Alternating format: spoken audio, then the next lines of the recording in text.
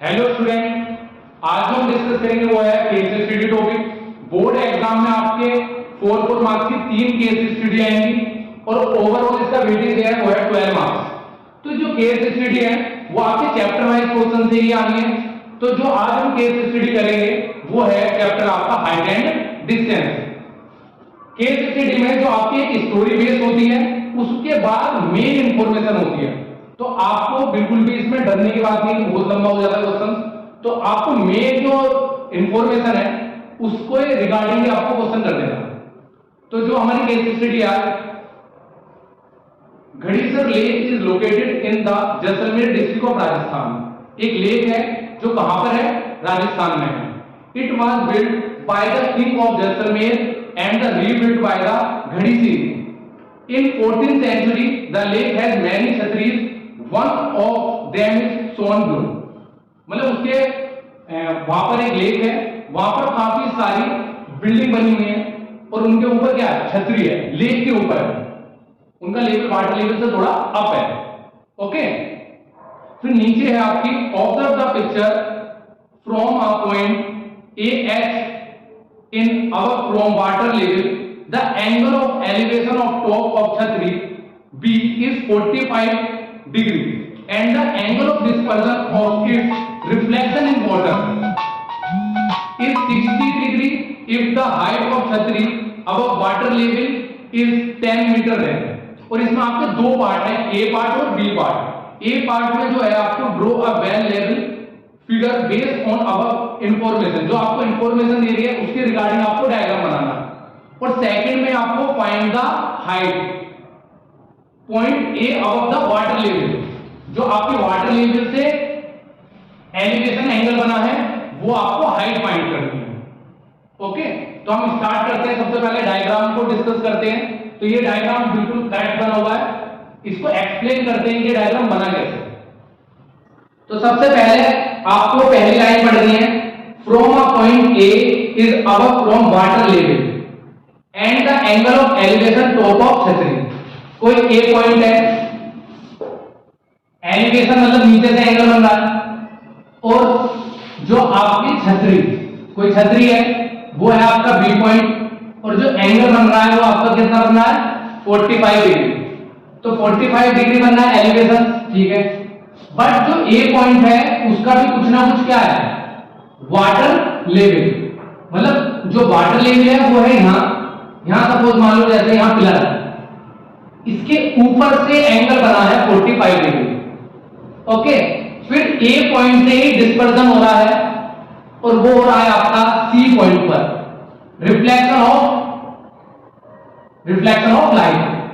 तो जो रिफ्लेक्शन पड़ रहा है वो कहां पड़ रहा है, पानी के नीचे पड़ रहा है। और ये आपका कितना है डिस्पर्जन एंगल, 60 डिग्री। आपका कितना है, 60 डिग्री है। अगर आप इसको क्या मान लोगे, h, और ये जो आपका वाटर लेवल के नीचे जो रिफ्लेक्शन पड़ा है उसकी जो आपको हाइट गिवन है कितनी है, 10 मीटर। कितनी गिवन है, 10 मीटर गिवन है। और आपको ये जो है वो आपका कितना है, h।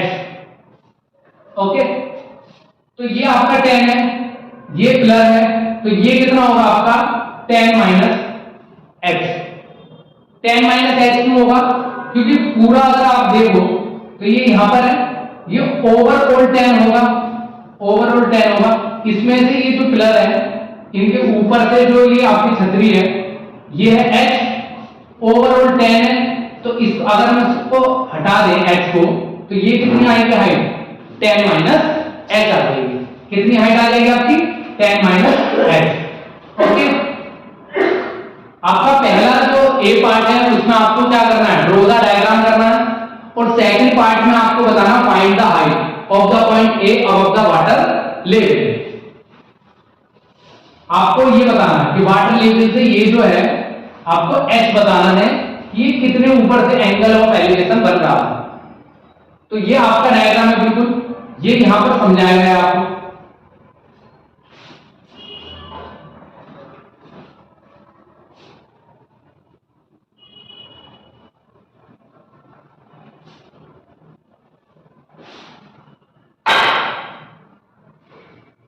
ए पॉइंट, ए से कितना एलिवेशन था 45 डिग्री, 45 डिग्री, और ए से डिस्पर्जन कितना था नीचे की तरफ 60 डिग्री। यहां पर क्या था आपका वाटर लेवल, ये आपका क्या था वाटर लेवल। तो वाटर लेवल से जहां एंगल बन रहा है वो हाइट को हमने लेट कर लिया h है। कितनी है वो आपकी हाइट h, ओके। और नीचे की जो आपकी रिफ्लेक्शन पड़ रहा है इसकी जो हाइट है वो है आपकी 10 मीटर। आपको इस h को ही फाइंड करना है। तो आपकी ये पूरी जो हाइट है यहाँ वाटर लेवल से छतरी तक वो कितनी होगी 10 मीटर, क्योंकि उतना ही रिफ्लेक्शन नीचे पड़ा हुआ है। जितना ऊपर है उतना ही कहां है आपके नीचे है, बट बीच में ये जो प्लग है यहां से एलिवेशन हुआ है ये क्या मान लिया h, तो ऊपर वाला हो जाएगा 10 माइनस h। तो सबसे पहले हम कौन सा ट्रायंगल लेंगे ADB। तो सबसे पहले आप कौन सा ट्रायंगल लोगे AB। तो आपका A पार्ट तो कंप्लीट हो गया, पहले पार्ट में ड्रॉ ही डायग्राम को ड्रॉ करना है। अब हम कौन सा पार्ट कर रहे हैं B पार्ट। B पार्ट में फाइंड करना है हाइट जो वाटर लेवल से ऊपर है h फाइंड करना है। तो सबसे पहले हमने डायग्राम किया ADB। ADB यहां पर क्या है हाइट और बेस। हाइट और बेस किसमें आते हैं आपके 10 में, हाइट और बेस आपके किसमें आते हैं 10 में। तो आप किसको लोगे 10 थीटा। तो आपको ऊपर क्या आ जाता परपेंडिकुलर और नीचे क्या आ जाता बेस। थीटा आपका कितना है 45 डिग्री, परपेंडिकुलर कितना है BD, और आपका बेस कितना है AD।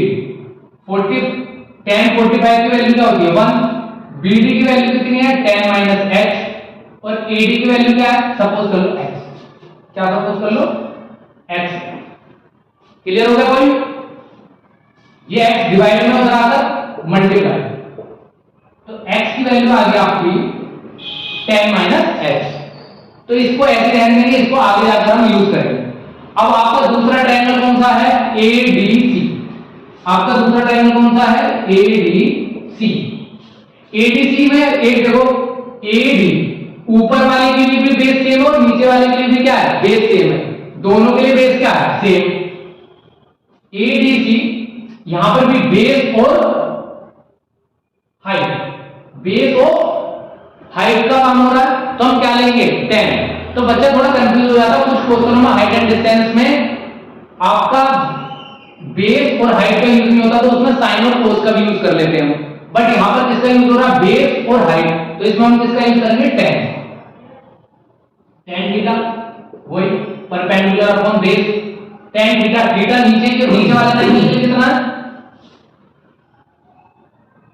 नीचे वाले ट्रायंगल के लिए कितना है थीटा कितना है 10 theta equal to P upon B। आपका है 60 डिग्री, और आपका P कितना है DC। क्या है DC, बेस तो सेम ही है AD। 10 थीटा की वैल्यू √3, 10 थीटा की वैल्यू √3, DC की value h plus 10, h plus 10, AD की वैल्यू x, AD की वैल्यू x। हमने यही सपोज करा था।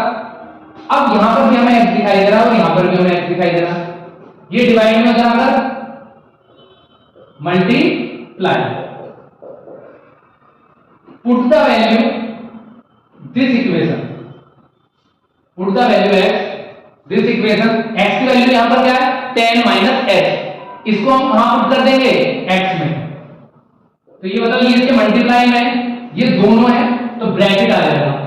इसे कहते हैं अलजेब्रिक एक्सप्रेशन में नहीं रहता था कि दोनों के लिए है, तो ये मल्टीप्लाई इस पूरे के लिए है, तो यहां पर ब्रैकेट आ जाएगा 10 प्लस h। अंदर इसकी क्या हो जाएगी आपकी इनटू हो जाएगी 10√3 h√3। सेम वेरिएबल ये h है आपका और ये आपका क्या है ये माइनस का उधर जाकर प्लस।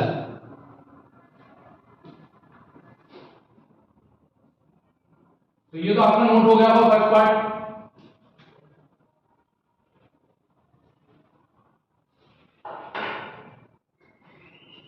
ये क्या था, tan root 3 minus h root 3 equal to 10 plus h।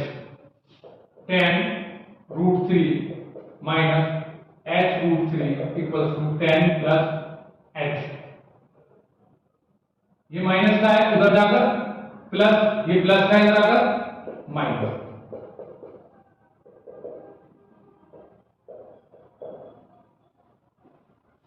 यहां पर कॉमन क्या है, 10, यहां पर कॉमन क्या है, h। Okay, root 3 minus 1 h, हमें क्या फाइंड करना है, h, तो ये मल्टीप्लाई में इधर आकर डिवाइड, मल्टीप्लाई इधर आकर डिवाइड। अब यहां पर यूज होगा आपका 9th क्लास का रैशनलाइजेशन, क्योंकि नीचे रूट आ गया और डिनोमिनेटर में कभी भी रूट नहीं आता, तो यहां पर रैशनलाइजेशन करना पड़ेगा और हमारे x की वैल्यू क्या हो जाएगी, फाइंड हो जाएगी।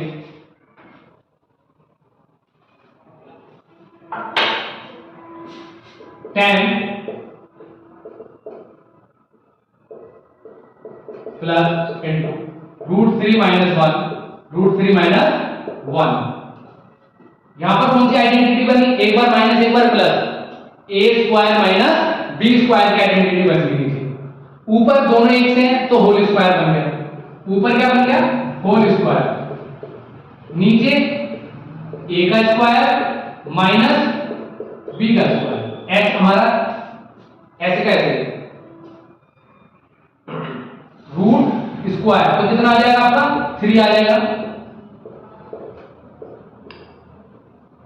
3 माइनस 1, नीचे वैल्यू क्या आ जाएगी, 2 आ जाएगी आपकी, नीचे वैल्यू आपकी 2 आ जाएगी।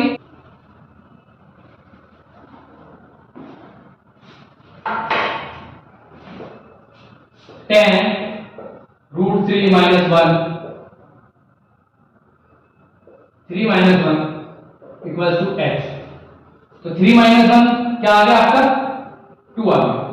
अब यहां आपके हिंट है बी में कि रूट 3 की वैल्यू आपकी कितनी है, 1.73।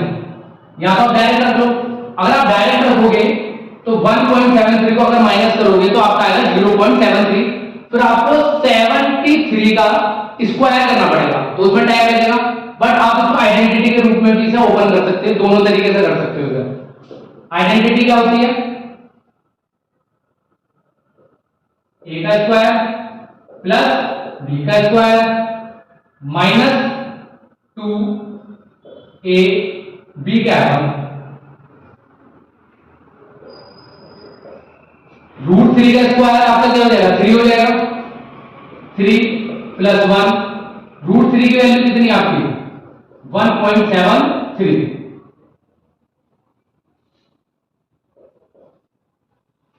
ये आपका क्या हो जाएगा 4, इसके आप इससे मल्टीप्लाई करो और ये इसको क्या कर देगा, कट, 5 इंटू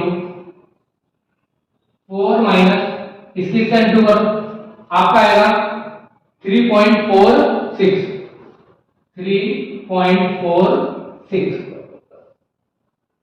5 इंटू माइनस करेंगे तो आपका क्या आ जाएगा 0.54, तो आपका h आएगा 2.7 एप्रोक्स, आपका जो h आ जाएगा मल्टीप्लाई कर दो 5 से तो आपका आ जाएगा 2.7। अगर आपको यहीं पर वैल्यू रखोगे तो आपका आंसर आएगा 2.66 करके आएगा, तो यहां पर जो आंसर आया वो आपका एप्रोक्स में आ गया 2.7 आंसर आ गया। तो आपने ओवरऑल देखा होगा केस स्टडी बिल्कुल क्वेश्चन से ही बिलोंग करती है, बट उसमें एक्स्ट्रा पॉइंट लिखे रहते हैं, तो एक्स्ट्रा पॉइंट की वजह से स्टूडेंट क्या करता है, उसको छोड़ ही देता है कि बहुत बड़ी है केस स्टडी। तो स्टार्टिंग में उसमें एक स्टोरी लिखी होती है और आगे जाके उसमें मेन इंफॉर्मेशन लिखी जाती है जैसे क्वेश्चन में होती है बिल्कुल। तो आपको बिल्कुल भी नहीं डरना है केस स्टडी में, बोर्ड में बिल्कुल ऐसी केस स्टडी आएंगी आपकी और आपको स्टोरी बेस होती है, फिर आपका इंफॉर्मेशन होती है जैसे क्वेश्चन होते हैं। तो इसमें बिल्कुल भी ऐसा नहीं है कि बहुत ज्यादा चेंज है, ओके। और ऐसे हम केस स्टडी नेक्स्ट है हमारी, जैसे सरफेस एरिया एंड वॉल्यूम में आपका अर्थमेटिक प्रोग्रेशन है, और भी चैप्टर है, ठीक है ना। अगर वीडियो पसंद आई आपको तो लाइक और सब्सक्राइब कर दो चैनल को।